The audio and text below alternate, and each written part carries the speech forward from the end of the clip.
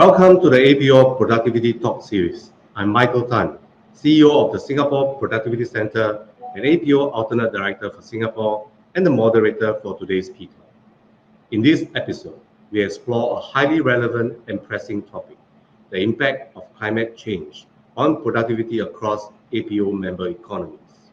Climate variability is already altering economic structures, disrupting key industries, and challenging the way we approach growth and sustainability. In recent years, climate change has intensified, with rising temperatures, extreme weather events, and shifting precipitation patterns affecting economies worldwide. These disruptions are not just environmental concerns. They directly impact productivity by influencing labor efficiency, resource availability, and industrial output. Sectors such as agriculture, manufacturing, and services are facing unprecedented challenges, from declining crop yields and supply chain disruptions to increased operational costs and infrastructure vulnerabilities. At the same time, businesses and policymakers are seeking ways to adapt by investing in climate-resilient infrastructure, adopting green technologies, and formulating policies that balance sustainability with economic growth. As APO economy work towards maintaining productivity in an era of climate uncertainty, understanding these dynamics and exploring effective responses have never been more critical.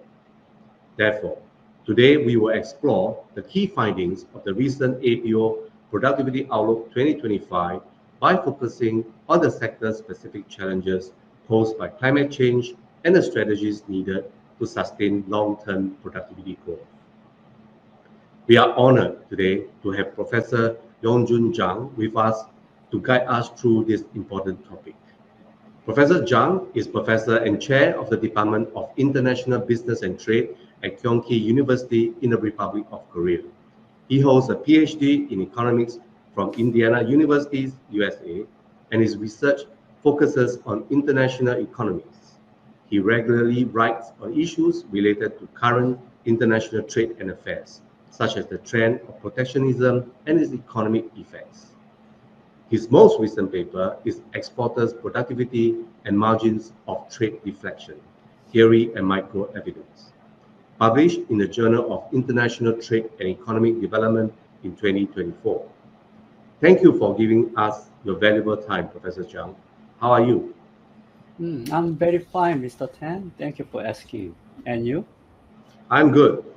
So let me begin the session by inviting Professor Jang to share his insights into the impact of climate change on productivity. Professor Jang, the floor is yours. Okay, thank you, Mr. Tan. First of all, I extend my gratitude to the APO for providing me with the opportunity to present at this valuable event. As Mr. Tan mentioned previously, at this time, I would like to share the research result that analyze how climate change with temperature and precipitation as variables has impacted productivity in APO member economies. Well, this presentation is composed of 5 parts in total, something like this one. In an age marked by rapid globalization and the growing threat of climate change, understanding its profound effect on productivity has become ever more crucial. The Intergovernmental Panel on Climate Change report underscores the urgency of tackling the escalating climate-related disasters and safeguarding the adaptation and resilience. According to the findings of the UN report, there was a significant increase of 151% in direct economic losses worldwide due to climate-related disasters. APO member economies are no exception. As illustrated in Figure 1, the frequency of 9 types of climate-related disasters has been on the rise since 1970 in APO member economies, underscoring the urgency for implementing precise and data-driven guidelines. I would like to specifically examine the annual average temperature and precipitation in APO member economies. In the left side graph, it can be observed that the annual average temperature has risen from 20.6 to 21.5 Celsius degrees since 1970. In terms of annual average precipitation on the right side, APO member economies experienced a slight increase between 1970 and 2021. But the variation of the precipitation among member economies is relatively greater. For example, countries like Malaysia, Philippines, and Japan have recorded increases in precipitation, while Fiji, Bangladesh, Laos, Hong Kong, and Nepal have experienced decreases. Meanwhile, since 1970, the growth of the manufacturing industry in APO member economies has been remarkable. In these figures, the red line, the blue line, and the yellow line depict high income, upper middle income, and low income APO member economies respectively. For the average manufacturing sector's share in GDP, since the 2000s, the growth of low income economies has been noticeable. So the gap among economies has been rapidly narrowed since 2000s. However, in terms of labor productivity, the growth of high-income economies has been noticeable since 2000s, so the gap among economies has been rapidly widened. Consequently, in terms of scale in manufacturing production, the gap has been narrowed among developed and developing APO member economies. However, in terms of quality in manufacturing production, the gap has been widened. As mentioned earlier, research that investigates the relationship between climate change and economic performance is gaining attention. Some studies address that climate change negatively impacts the economy due to factors such as deteriorating worker health, increased social and political unrest, and the destruction of industrial infrastructure. These negative effects are predominantly observed in agriculture, according to the studies. However, other studies address that climate change could have a positive effect on related manufacturing and mining due to increased demand for energy and air conditioning equipment. In the case of the service industry, tourism and leisure sectors might develop, and there could be an increased demand for the healthcare industry. In addition, the transition to green energy could create new employment opportunities, and advancements in related technologies might improve the functionality of industrial infrastructure. Ultimately, the development of specific industries can lead to the advancement of related industries, potentially spreading positive effects widely across the overall economy. Therefore, empirical analysis through data is essential to analyze the economic effects of climate change. Here, I have compiled a summary of empirical evidence presented by past studies. Most empirical analysis report that climate change has had a negative impact on GDP and productivity in aggregate.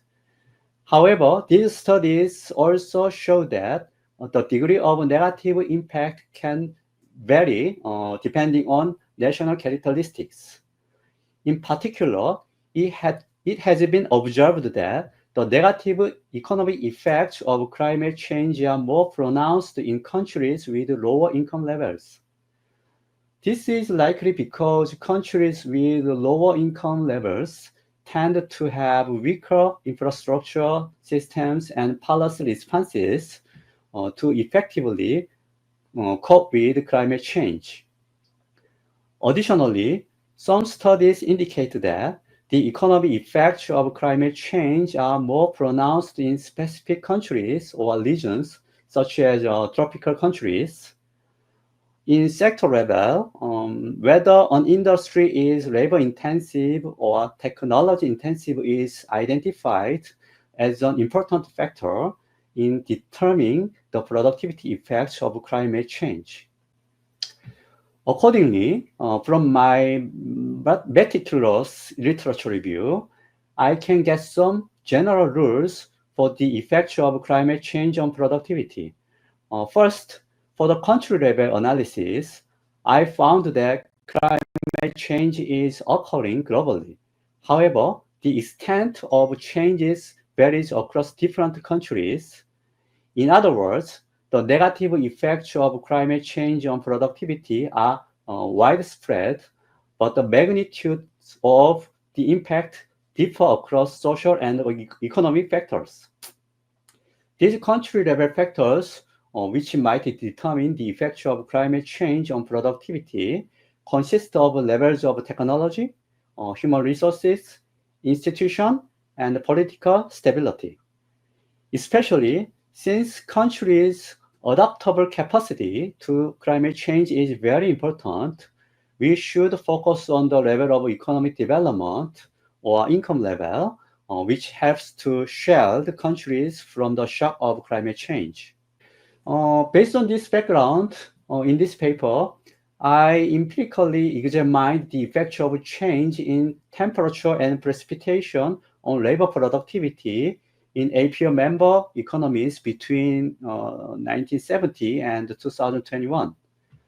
In today's presentation, I will first primarily introduce the analysis related to manufacturing sector, and then briefly present the analysis concerning the entire industry, agriculture, and the service sector. Well, my plan for economic specification is as follows. For the first equation here, the M, I and T refers to the manufacturing countries. Actually, country is 21 APO member economies and years, respectively. And here, LP is the labor productivity in manufacturing. TP and PC present levels of temperature and precipitation anomalies, respectively. Actually, the temperature anomaly is defined as the difference between the average yearly temperature and the average temperature over the 1961 to 1990 period as a reference. In the same way, the precipitation anomaly is defined as the difference between the average yearly precipitation and the average precipitation over the 1961 to 1990 period as the reference. Okay, so mu I is the dummy variable for I to control a country's innate time invariant characteristics that might affect labor productivity, such as geographic location.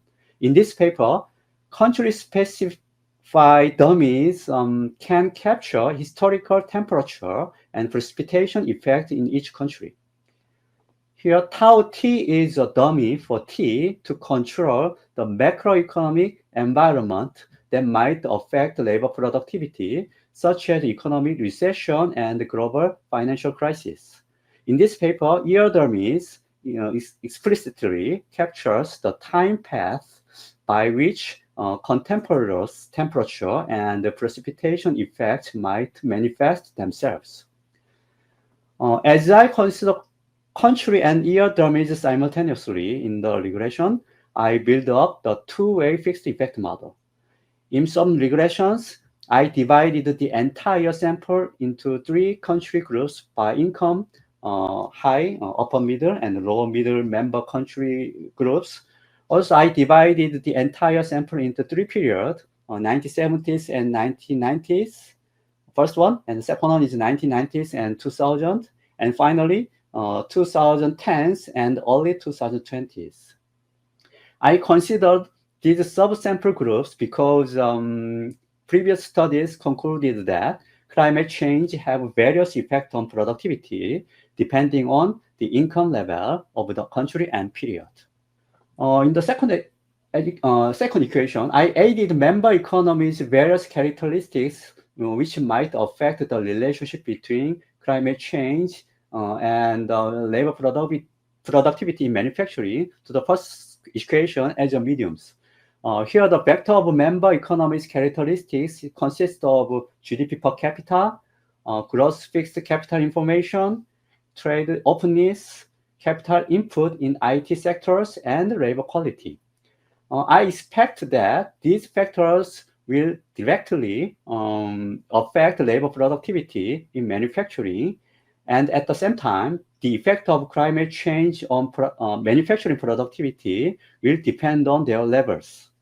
For example, considering XIT as GDP PCIT, GDP per capita actually, if beta 1 is negative but beta 4 is positive with statistical significance, then it is concluded that temperature normally decreases labor productivity, but these negative effects are less prominent in countries with higher GDP per capita or income.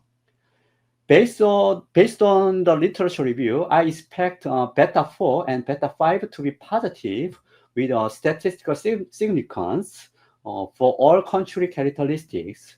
So countries with higher income, greater capital investment, greater trade openness, technical superiority, and greater labor quality will be more likely to endure the negative effects of climate changes on productivity in manufacturing. Mostly, I extracted the climate data set from the CRUTS data set of the climate data guide. For other variables, I received the data from the APO. Table 1 shows the regression result from the entire APO member economies and subsample groups by income level.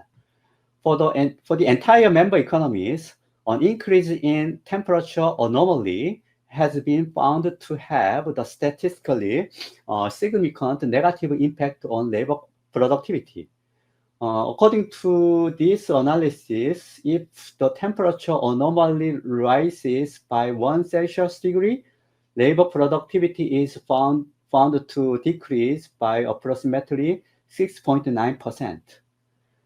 However, in the case of precipitation anomaly, the effects was found to be statistically insignificant.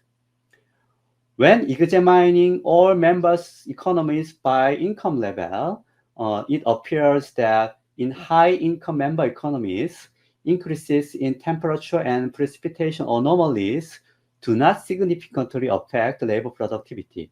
However, for upper middle income and lower middle income members, an increase in temperature anomaly has been found to have statistically significant negative impact on labor productivity. A 1 Celsius degree increase in temperature anomaly reduced labor productivity in upper middle and lower middle income members by 8.9% and 20.9% respectively. When examining the extent of these negative effects, it is the most pronounced in lower middle income members, followed by upper middle income members. These analysis results are quite consistent with the findings from the previous studies, which show the adverse effect of temperature change on developing countries' economy due to its insufficient adaptable capacity to climate change. Meanwhile, developed countries have solid infrastructures and systems and its ability to adaptation to climate change mitigates these negative effects in the case of APO member economies. In the case of precipitation anomaly, it appears to have the negative impact on labor productivity in upper middle income economies. However, the value of coefficient is too low to be meaningful.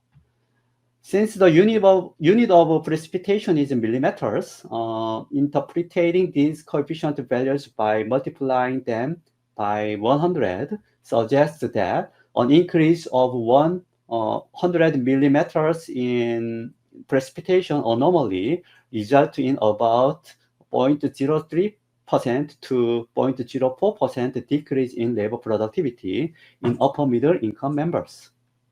Table 2 presents the result when the entire sample are divided into 3 periods. In the sample of 1970s and 1980s in column 1, all coefficient estimates are statistically insignificant, implying that the level of temperature and precipitation anomalies did not affect labor productivity in manufacturing sectors of APO member economies. However, temperature anomaly has negatively affected manufacturing productivity in APO member economies since the 1990s, showing that its coefficient estimate in columns 2 and 3 are negative and statistically significant. Labor productivity in manufacturing sector decreased by 9.8% in the 1990s and 2000s, and 6.2% in the 1910s and early in the 2010s and early 2020s, when the level of temperature anomaly increased by 1 Celsius degree. Meanwhile, all coefficient estimates of precipitation anomaly are still statistically insignificant, implying that there was no evidence for effects of change in precipitation in manufacturing productivity in APO member economies, regardless of the period. Consequently, it can be observed that the reduction in productivity due to climate change has become pronounced from the 1990s until recently, although the negative effect has diminished due to the proactive measures taken by countries since the 2010s, they still persist. Table 3 presents the result when member economies' characteristics are additionally considered. Due to time constraint, to summarize the key point of the interaction terms from the previous various results, I found that the coefficient estimates the interaction terms between temperature anomaly and GDP per capita and the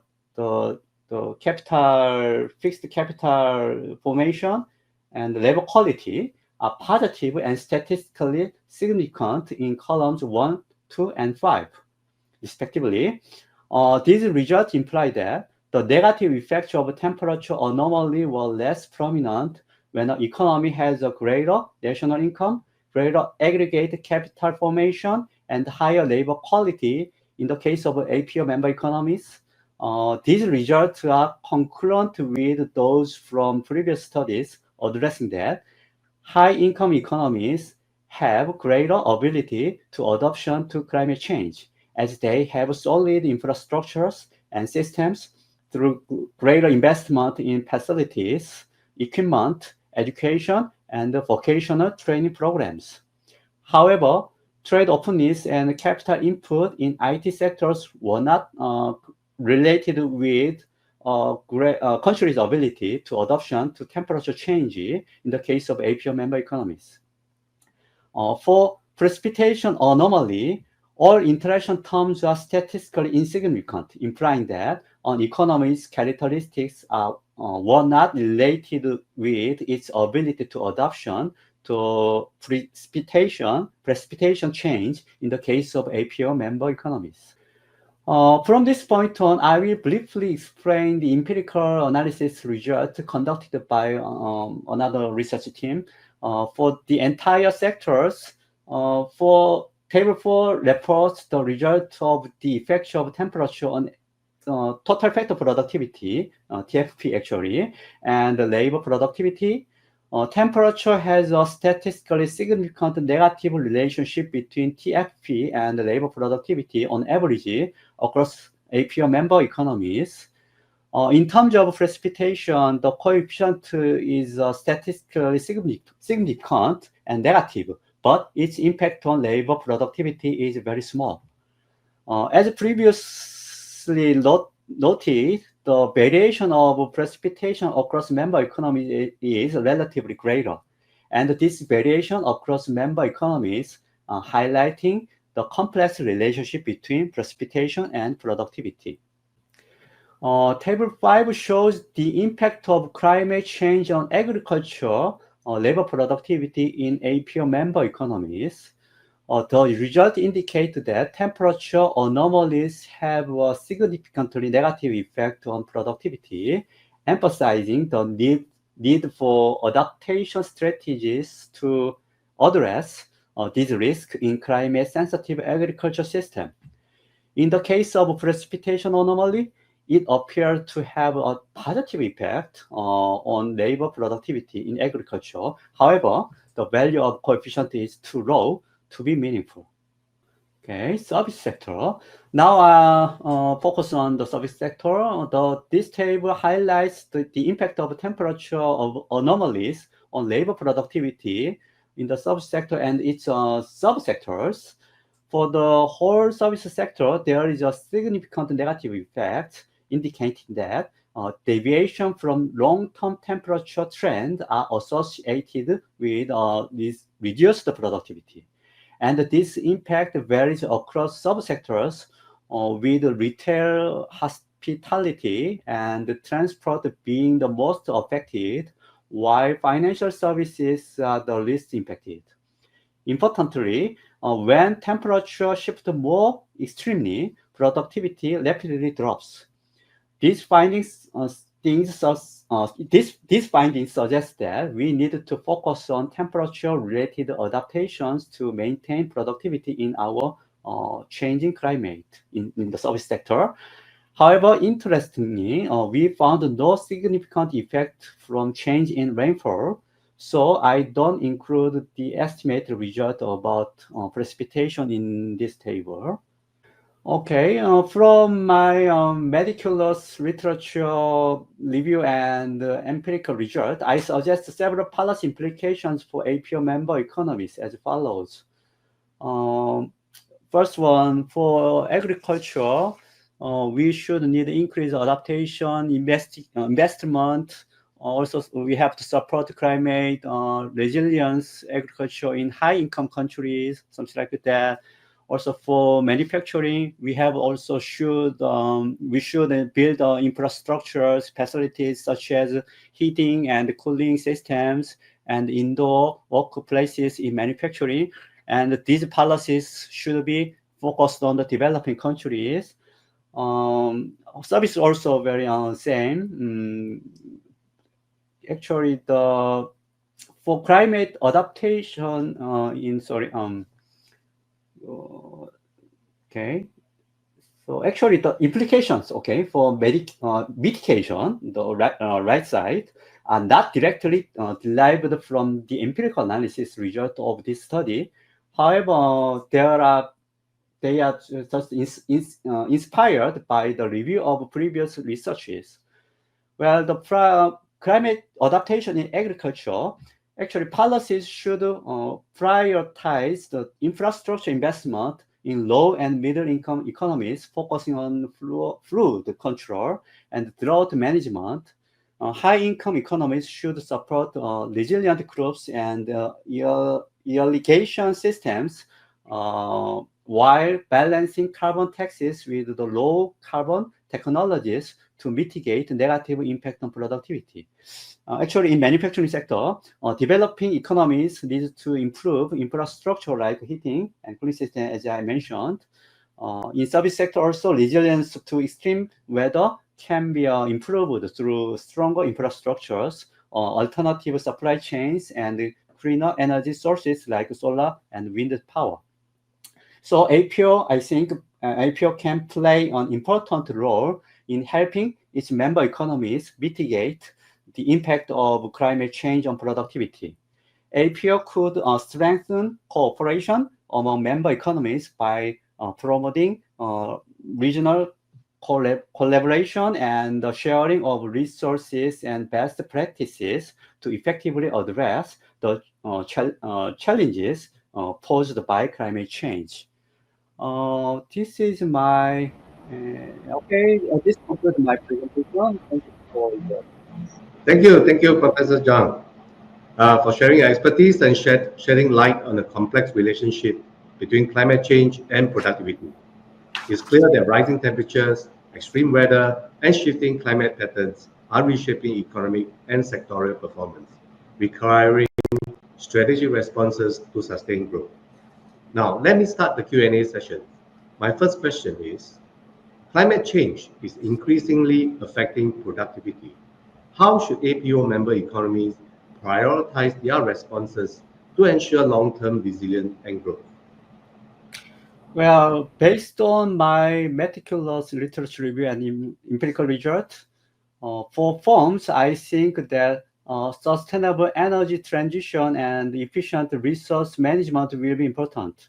For this, firms should increase the use of renewable energy resources, reduce dependency on fossil fuels, and manage resources such as water, energy, and agriculture more efficiently to prepare for shortages due to climate change. Simultaneously, it is important to encourage technological innovations to respond to climate change and invest in related research and development. For government, it is important to establish clear policies and regulations concerning climate change to ensure sustainability across the economy, enhance awareness of the impact of climate change, and strengthen education so that communities and businesses can respond appropriately. Simultaneously, it is important to collaborate with other economies and international organizations to develop and implement joint strategies to address climate change. I hope that these measures can help minimize productivity losses due to climate change and support long-term economic growth. Thank you, Prof. The comments are very helpful. My next question, as economies work to mitigate climate risks, what are the biggest barriers preventing businesses and industries from adopting sustainable productivity measures? Okay, for firms, I think that high initial cost is the most barrier. Transitioning to sustainable practices often requires substantial upfront investment in new technologies, processes, or infrastructure. Many businesses, especially small and medium-sized enterprises, may find this cost prohibitive. Also, small and medium-sized enterprises may have a shortage of expertise or skilled personnel to implement these changes effectively. Consequently, there may be a lack of awareness or understanding of the benefits of sustainable measures. One thing I want to highlight is that addressing these barriers often requires coordinated effort from government, industry leaders, and communities to create supportive policies, provide incentives, and raise awareness about the long-term benefits of sustainability. Definitely. So my third question, while challenges exist, some economies have made progress.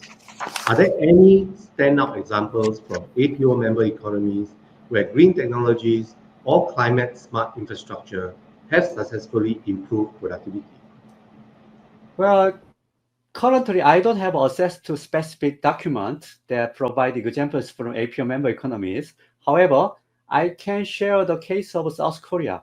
For example, I want to introduce Jeju Smart Grid Testbed.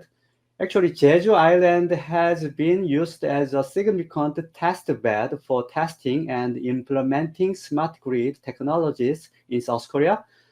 This project has tested various technologies to enhance energy efficiency and promote the integration of renewable energy. It has achieved real-time energy usage data monitoring, improved power supply stability, and reduced the energy cost for consumers. Second, South Korea is investing significantly in expanding the share of renewable energy, including solar and wind power. The Saemangeum renewable energy project, in particular, involves creating a large-scale solar power complex, contributing to the country's renewable energy goals. Finally, I want to just introduce smart metering.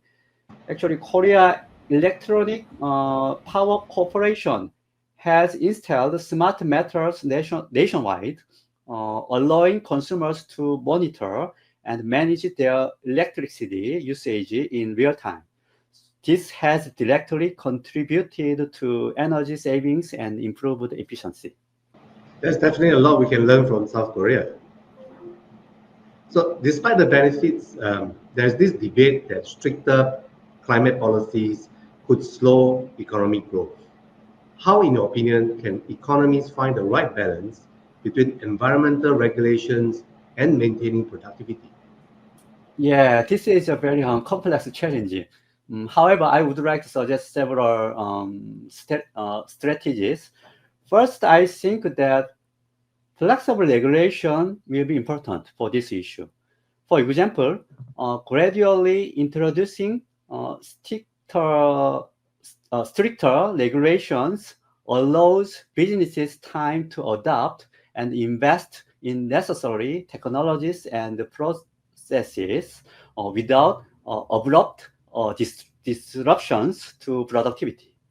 Also, implementing performance-based regulations rather than prescriptive ones allows businesses to choose the most efficient method to meet environmental targets, fostering innovation and efficiency.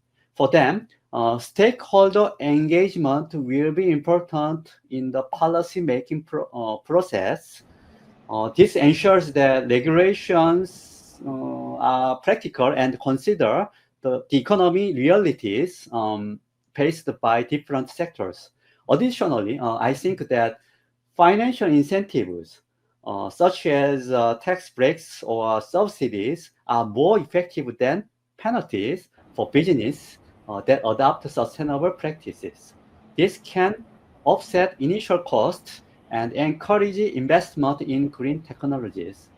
Finally, collaborating with other countries to share best practices and technologies can help develop more efficient ways to meet environmental goals without compromising economic growth. Thank you, Professor. My next question. Not all economies have the same capacity to respond to climate risks. How do low and middle income economies compare with high income economies in terms of their ability to adapt, and what support do they need?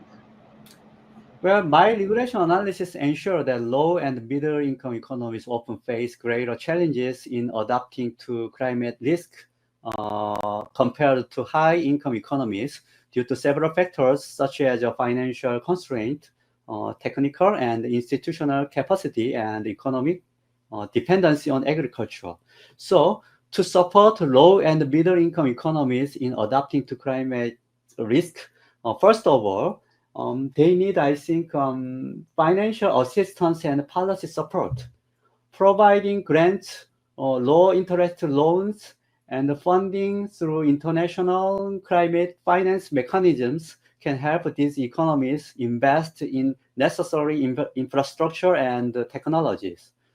Also, offering technical assistance and training to build local expertise and strengthen institutional capacity can improve their ability to plan and implement adaptation measures. Facilitating the transfer of climate resilient technologies from high income to low and middle income countries can accelerate adaptation effort and innovation. For this, encouraging partnerships and knowledge sharing between countries can help low and middle income economies learn from successful adaptation strategies implemented elsewhere. By addressing these needs, the global community like APO can help level the playing field, enabling low and middle income economies to better adapt to climate risk and build resilience. Thank you, Professor.